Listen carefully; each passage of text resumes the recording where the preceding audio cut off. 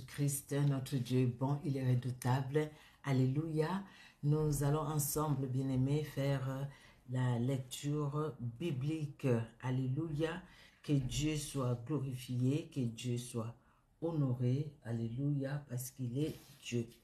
Je n'ai pas pris l'autre téléphone pour partager. Bon, c'est pas grave, je vais partager après. C'est pas grave.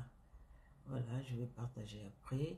Que Dieu soit honoré, car son amour est au-dessus de tout. Alléluia. Nous allons faire aujourd'hui la lecture, nous allons lire aujourd'hui dans 2 Rois, chapitre 8, Daniel 12, 1 Timothée 5, le psaume 99, le proverbe 26, le verset 17. Alors, je vais juste partager un peu dans quelques groupes, hein, je vais partager un peu. Et ensemble, nous allons lire la parole de Dieu. Alléluia. Que notre Dieu soit honoré. En fait, les problèmes, j'ai oublié le téléphone. Bon, écoute. Bonjour, bonjour, bonjour. Notre Dieu est bon, il est redoutable.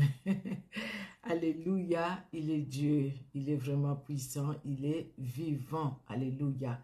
Merci Seigneur Jésus-Christ. Je disais que je n'ai pas pris le téléphone pour partager, mais bon, écoutez, ce n'est pas grave. Je vais partager après. Là, je partage juste dans quelques groupes et puis nous allons commencer la lecture biblique. Amen, amen, amen. Que Dieu soit glorifié, que notre Dieu soit honoré parce qu'il est Dieu. Alléluia. Merci Seigneur Jésus-Christ de Nazareth pour sa fidélité. Alléluia. Merci le roi de gloire. Tu es Dieu Seigneur, tu es redoutable éternel. Aucun Dieu ne peut s'égaler à toi. Aucun Dieu ne peut se comparer à toi. Tu es le Dieu fidèle. Alléluia. Fidèle. Jésus-Christ est fidèle. Alléluia. Il est fidèle, le roi de gloire. Il est fidèle. Jésus de Nazareth est fidèle. Alléluia. Il est fidèle dans son amour, fidèle dans sa bonté. Il est fidèle. Alléluia. Tu es le Dieu de gloire, Jésus-Christ. Tu es l'incomparable. Tu es le Dieu qui sauve, le Dieu qui libère. Alléluia. Merci les puissants de Jacob. Merci les saints d'Israël. Gloire et louange à toi, Seigneur Jésus. Parce que tu es Dieu, en dehors de toi, il n'y en a point d'autre. Merci le roi de gloire. Alléluia. Merci Seigneur Jésus-Christ de Nazareth. Gloire et louange à toi Seigneur. Nous allons prier et nous allons commencer la lecture. Nous allons ensemble faire la lecture biblique. Amen, amen. Merci Seigneur Jésus-Christ pour ton amour qui est au-dessus de tout. Gloire et louange à toi qui nous accordes ces moments, Seigneur. C'est une opportunité, c'est une grâce que tu nous donnes, afin que nous soyons en contact de ta parole qui nous libère, ta parole qui nous affranchit, ta parole qui nous fait du bien, ta parole éternelle, Dieu de gloire, qui nous élève, éternel, devant toi, éternel, qui nous donne la victoire qui vient de toi. Gloire et louange à toi pour l'œuvre de Golgotha, là où tu as vaincu l'ennemi de notre âme. Et là où tu nous as lavé, purifié par ton sang, tu nous as pardonné, tu as exercé ta miséricorde. Merci, merci encore pour le Saint-Esprit qui est à l'œuvre éternelle. Et merci pour ta parole dans nos cœurs. Merci de bénir encore ces moments. Au nom de Jésus-Christ, notre Sauveur et Seigneur. Amen. Amen, amen, amen. Notre Dieu est bon, il est redoutable. Nous allons lire, nous allons commencer par 2 Rois au chapitre 8. Alors, 2 Rois, chapitre 8, nous disons, au nom puissant de Jésus-Christ de Nazareth, alléluia. 2 Rois, chapitre 8. Élisée dit à la femme dont il avait fait revivre le fils, « Lève-toi, va-t'en, toi et ta maison, et séjourne où tu pourras, car l'Éternel appelle la famine, et même elle vient sur le pays pour 7 années. » La femme s'éleva et elle fit selon la parole de l'homme de Dieu. Elle s'en alla, elle et sa maison, et séjourna 7 ans au pays des Philistins. Au bout de 7 ans, la femme revint du pays des Philistins et elle alla implorer le roi au sujet de sa maison et de son champ. Le roi s'entretenait avec Géasi, serviteur de l'homme de Dieu, et il disait Et il disait, raconte-moi, je t'ai pris toutes les grandes choses qu'Élisée a faites. Et pendant qu'il racontait au roi comment Élisée avait rendu la vie à un mort, la femme dont Élisée avait fait revivre les fils vint implorer le roi au sujet de sa maison et de son champ. Géasi dit, ô roi, mon Seigneur, voici la femme et voici son fils qu'Élisée a fait revivre. Le roi interrogea la femme et elle lui fit les récits. Puis le roi lui donna un eunuque auquel il dit, fais restituer tout ce qui appartient à cette femme, avec tous les revenus du champ, depuis le jour où elle a quitté le pays jusqu'à maintenant. Alléluia. Il n'y a que Dieu qui peut faire des choses pareilles. Il n'y a que Dieu qui peut faire, qui peut agir comme ça, qui peut restaurer nos vies, qui peut nous restituer, même ce que nous avions perdu. Il n'y a que Dieu et Dieu seul. Élisée s'est rendu à Damas. Ben-Hadad, roi de Syrie, était malade. Et on l'avertit en disant, l'homme de Dieu est arrivé ici. Le roi dit à Hazaël, prends avec toi un présent et va au-devant de l'homme de Dieu. Consulte par lui l'Éternel en disant, guérirai-je de cette maladie? Hazaël alla au-devant d'Élisée, prenant avec lui un présent, tout ce qu'il y avait de meilleur à Damas, la charge des 40 chameaux, Lorsqu'il fut arrivé, il se présenta à lui et dit, ton fils Ben-Hadad, roi de Syrie, m'envoie vers toi pour dire, guérirai-je de cette maladie? Élisée lui répondit, va, dis-lui, tu guériras. Mais l'Éternel m'a révélé qu'il mourra. L'homme de Dieu arrêta son regard sur Hazaël et le fixa longtemps, puis il pleura. Hazaël dit, pourquoi mon Seigneur pleure-t-il? Et Élisée répondit, parce que je sais le mal que tu feras aux enfants d'Israël. Tu mettras le feu à leurs villes fortes, tu tueras avec l'épée leurs jeunes gens, tu écraseras leurs petits-enfants et tu fendras le ventre de leurs femmes enceintes. Hazaël dit, mais qu'est-ce que ton serviteur s'échappe pour faire de si grandes choses? Et Élisée dit, l'Éternel m'a révélé que tu seras roi de Syrie. Hazaël quitta Élisée et revint auprès de son maître, qui lui dit, que t'a dit Élisée? Et il répondit, il m'a dit, tu guériras. Le lendemain, Hazaël prit une couverture qu'il plongea dans l'eau et il l'étendit sur le visage du roi qui mourut, et Hazaël régna à sa place. La 5e année de Joram, fils d'Akab, roi d'Israël, Joram, fils de Josaphat, roi de Juda, régna. Il avait 32 ans lorsqu'il devint roi, et il régna 8 ans à Jérusalem. Il marcha dans la voie du roi d'Israël, comme avait fait la maison d'Akab, et car il avait pour femme une fille d'Akab, et il fit ce qui est mal aux yeux de l'Éternel. Mais l'Éternel ne voulut point détruire Juda à cause de David, son serviteur, selon la promesse qu'il lui avait faite, et de lui donner toujours une lampe parmi ses fils. De son temps, Édom se révolta contre l'autorité de Juda et se donna un roi. Joram passa à Tsaïr avec tous ses chars. S'étant levé de nuit, il battit les Édomites qui l'entouraient et les chefs des chars, et le peuple s'enfuit dans ses tentes. La rébellion d'Édom contre l'autorité de Juda a duré jusqu'à ces jours. Libna se révolta aussi dans le même temps. Le reste des actions de Joram et tout ce qu'il a fait, cela n'est-il pas écrit dans le livre des chroniques du roi de Juda? Joram se coucha avec ses pères et il fut enterré avec ses pères dans la ville de David. Et Akazia, son fils, régna à sa place. Amen. La 12e année de Joram, fils d'Akab, roi d'Israël, Akazia, fils de Joram, roi de Juda, régna. Akazia avait 22 ans lorsqu'il devint roi, et il régna 1 an à Jérusalem. Sa mère s'appelait Athalie, fille d'Omri, roi d'Israël. Il marcha dans la voie de la maison d'Akab, et il fit ce qui est mal aux yeux de l'Éternel, comme la maison d'Akab, car il était allié au mariage à la maison d'Akab. Vous voyez ces alliances qui sont destructeurs, ces alliances qui détruisent les vies, bien-aimées. Hein?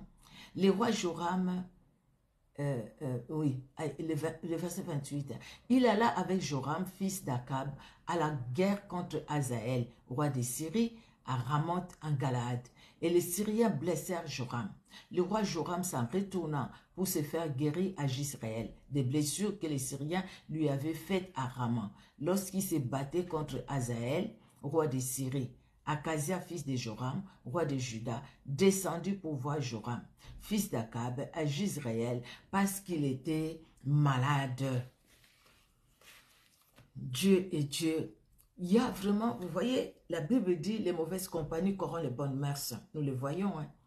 Toutes ces personnes, ces rois, qui se sont liés par mariage au roi d'Akab, au fils ou à la famille d'Akab, parce qu'Akab, qui était juif, qui était israélite, n'a pas suivi les voies de David, n'a pas honoré Dieu, parce qu'Akab lui-même, il était mauvais, il était méchant, et Akab est allé se lier à Jézabel. Quelque part, c'est comme si Jézabel a encore beaucoup impacté arabe dans sa vie. Et tous les enfants qui suivaient après, il y avait toujours la marque de Jézabel en eux. Il y avait toujours la marque de ces dieux de Baal en eux. Ils obéissaient pas à Dieu. Et Dieu honore ce qu'il honore. Si on ne l'honore pas, Dieu aussi n'honore pas.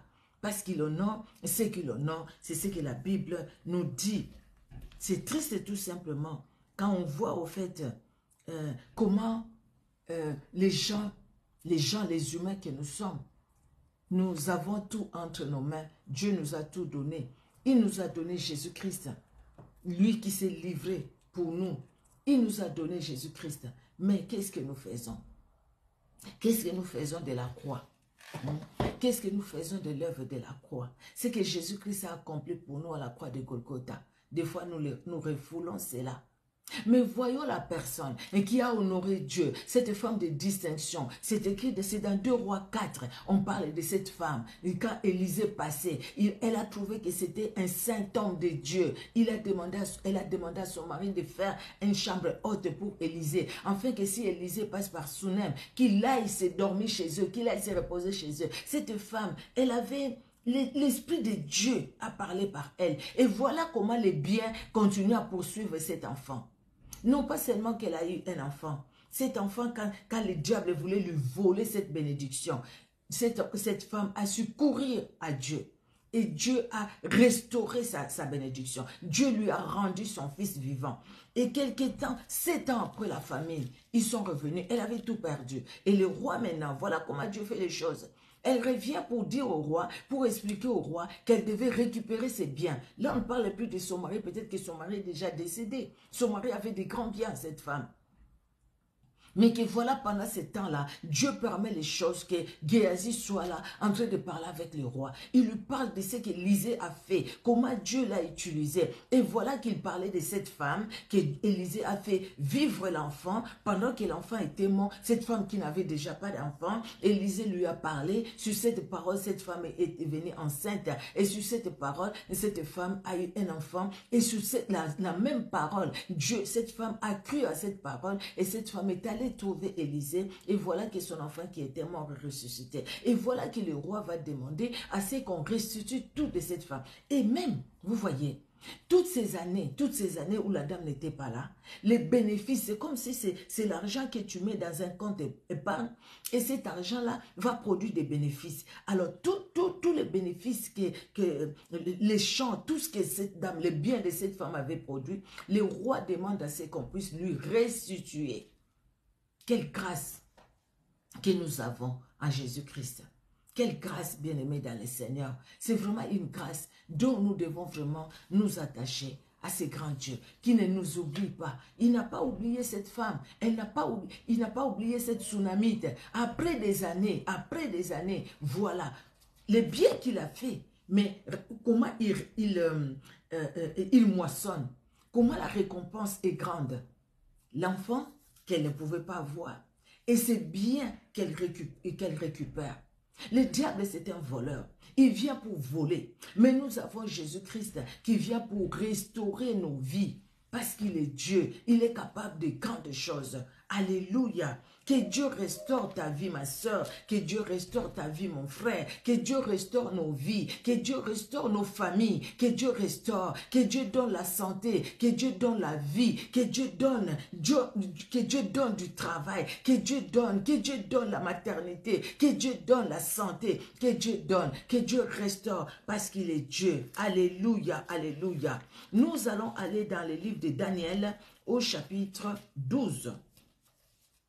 Et c'est le dernier chapitre du livre de Daniel. Daniel chapitre 12. Alléluia. En ces temps-là, s'élèvera Michael, les grands chefs, les défenseurs des enfants de ton peuple. Et ce sera une époque de détresse, telle qu'il n'y en a point eu de semblable depuis que les nations existent jusqu'à cette époque. En ces temps-là, ceux de ton peuple qui seront trouvés inscrits dans les livres seront sauvés. Alléluia. En ces temps-là, Dieu a dit à Daniel, ce que je t'ai fait voir, c'est des choses qui vont s'accomplir plus tard. C'est des choses qui s'accomplissent, qui vont s'accomplir. Il y a certaines choses qui ne se sont pas encore accomplies, mais Dieu l'avait révélé en tout cas à Daniel. Quelle grâce! Plusieurs de ceux qui dorment dans la poussière de la terre se réveilleront les uns pour la vie éternelle et les autres pour l'opprobre, pour la honte éternelle. Vous voyez le livre de Daniel, c'est écrit depuis quand? Mais Dieu lui a parlé de temps, ce qui va se passer quand les morts en Christ vont ressusciter en premier et ceux qui sont morts sans Christ vont ressusciter après. Ceux qui vont ressusciter en premier, c'est les morts en Christ. Les morts en Christ qui vont vivre l'éternité. Quand nous serons enlevés, bien-aimés dans le Seigneur, les morts en Christ se ressuscitent, nous sommes enlevés et tous nous allons nous retrouver, nous allons nous rencontrer tous. Et ceux qui sont morts sans Christ, et ils vont aussi ressusciter, ils ne vont pas rester dans la terre, ils vont aussi ressusciter, mais ça sera pour la perdition, ça sera pour la condamnation, la Bible dit pour la honte éternelle. Ils vont ressusciter, mais c'est pour la honte éternelle, parce qu'ils n'ont pas honoré Dieu. Alléluia. Le verset 3, ceux qui auront été intelligents brilleront comme la splendeur du ciel, et ceux qui auront enseigné la justice à la multitude brilleront comme les étoiles, à toujours et à perpétuité. Alléluia. Toi, Daniel, tiens secrète ces paroles, et scelle les livres jusqu'au temps de la fin. Plusieurs alors les liront et la connaissance augmentera. Alléluia. Et moi, Daniel, je regardais et voici deux autres hommes se tenaient debout, l'un en deçà du bord du fleuve et l'autre au-delà du bord du fleuve. L'un d'eux dit à l'homme vêtu de lin qui se tenait au-dessus des eaux du fleuve, quand sera la fin de ces prodiges? Et j'entendis l'homme vêtu de lin qui se tenait au-dessus des eaux du fleuve. Il leva vers les cieux sa main droite et sa main gauche, et il jura par celui qui vit éternellement que ça sera dans un temps de temps et la moitié d'un temps, et que toutes ces choses finiront quand la force du peuple saint sera entièrement brisée. J'ai entendu, mais je ne compris pas. Et j'ai dit, mon Seigneur, quelle sera l'issue de ces choses? Il répondit, va Daniel, car ces paroles seront tenues secrètes et scellées jusqu'au temps de la fin. Plusieurs seront purifiés, blanchis et épurés. Les méchants feront le mal et aucun des méchants ne comprendra. Mais ceux qui auront de l'intelligence comprendront. Depuis le temps où cessera le sacrifice perpétuel et où sera dressée l'abomination du dévastateur, il y aura 1290 jours. 1290 jours. Heureux celui qui attendra et qui arrivera jusqu'aux 1335 jours. Et toi, marche vers ta fin et tu te reposeras et tu seras debout pour ton héritage à la fin des jours. Alléluia. Les jours approchent, les temps sont mauvais, nous voyons tout ce qui se passe. Ce que la Bible a dit, c'est ce qui s'accomplit. Nous devons nous préparer. Nous devons nous approcher encore plus de Jésus-Christ. Nous devons nous sanctifier encore plus, car Jésus-Christ revient bientôt. Le temps de la fin approche. Nous sommes déjà au temps de la fin. Jésus-Christ revient pour chercher son épouse, l'Église.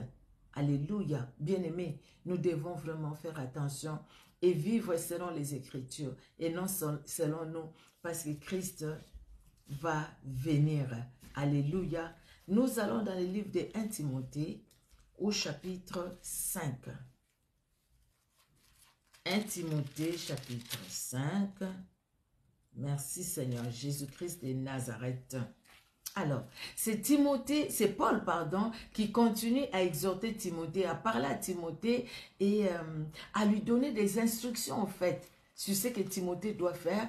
Timothée, son fils est spirituel, son fils est dans la foi. Ce qu'il doit faire, c'est comment il doit conduire l'œuvre de Dieu, comment il doit conduire le peuple de Dieu. Il continue dans cette exhortation.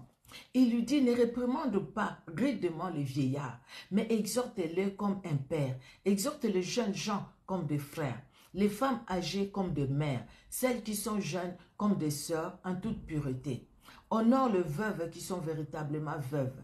Si une veuve a des enfants ou des petits-enfants, qu'ils apprennent avant tout à exercer la piété envers leur propre famille et à rendre à leurs parents ce qu'ils ont reçu d'eux, car cela est agréable à Dieu. Celle qui est véritablement veuve et qui est demeurée dans l'isolement, met son espérance en Dieu et persévère nuit et jour dans les supplications et les prières.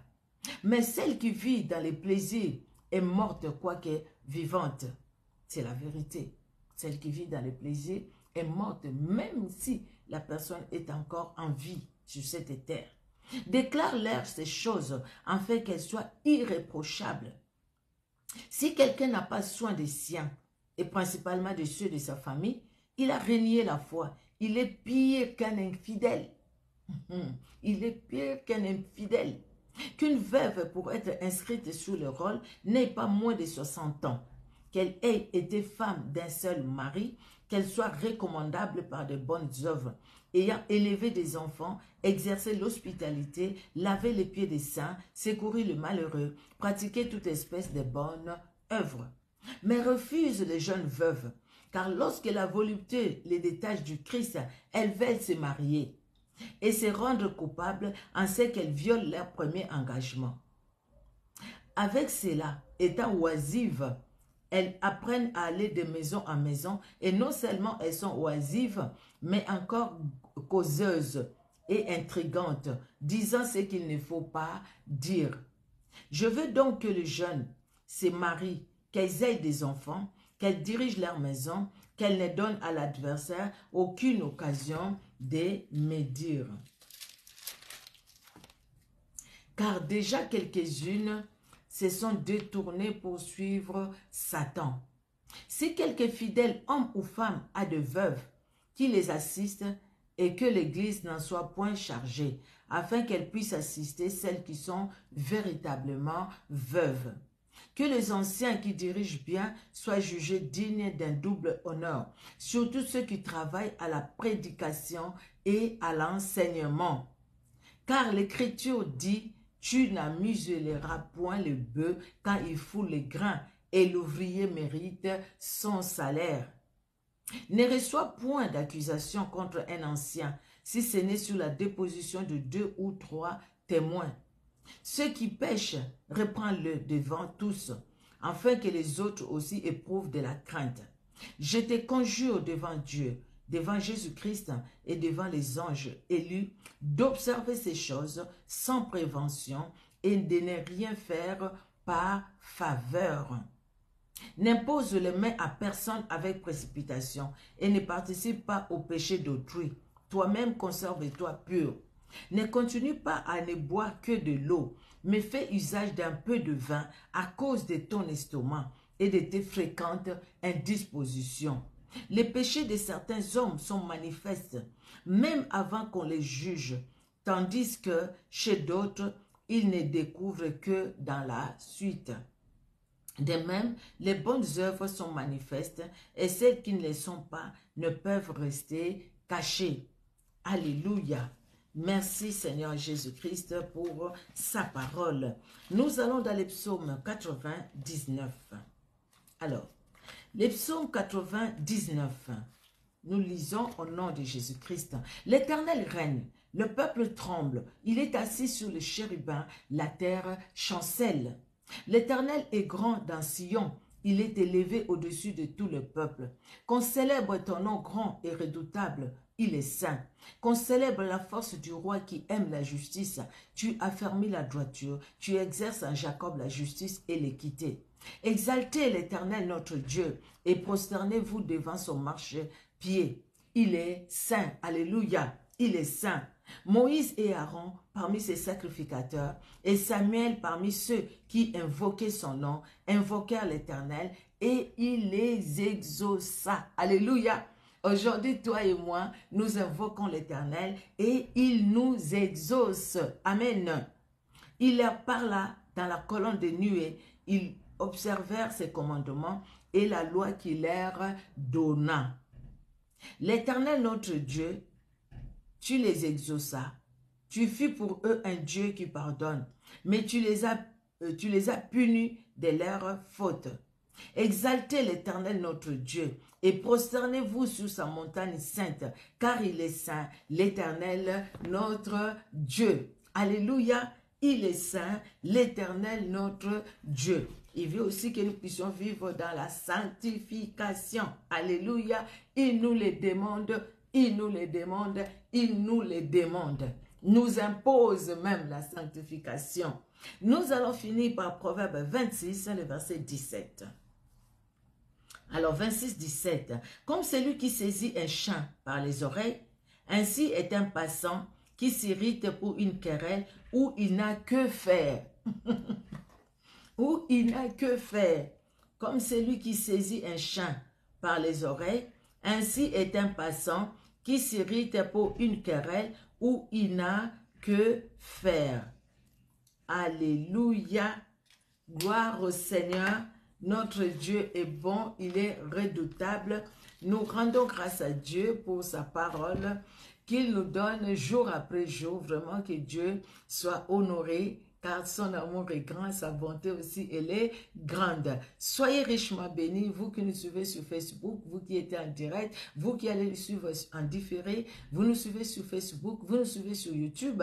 Que Dieu, dans son amour, vous bénisse abondamment, abondamment. On se donne rendez-vous pour la prochaine lecture biblique. Soyez bénis. Au revoir. Merci Seigneur. Nous allons d'abord remercier le Seigneur avant de clôturer les moments. Merci Seigneur Jésus-Christ pour ces temps que tu nous as accordés, parce que tu es Dieu.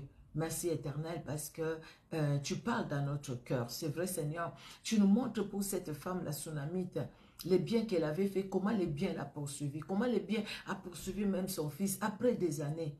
Éternel, merci. Car quand l'ennemi cherche à nous prendre ce que tu nous as donné, la bénédiction que tu nous as donnée, Éternel, et quand nous nous approchons de toi, tendre Père, toi tu nous restaures, tu restaures nos vies, tu restaures, Seigneur Dieu de gloire, tous nos biens. Quel honneur monte à toi, Éternel, au nom de Jésus-Christ. Amen. Amen, amen. Au revoir, soyez bénis.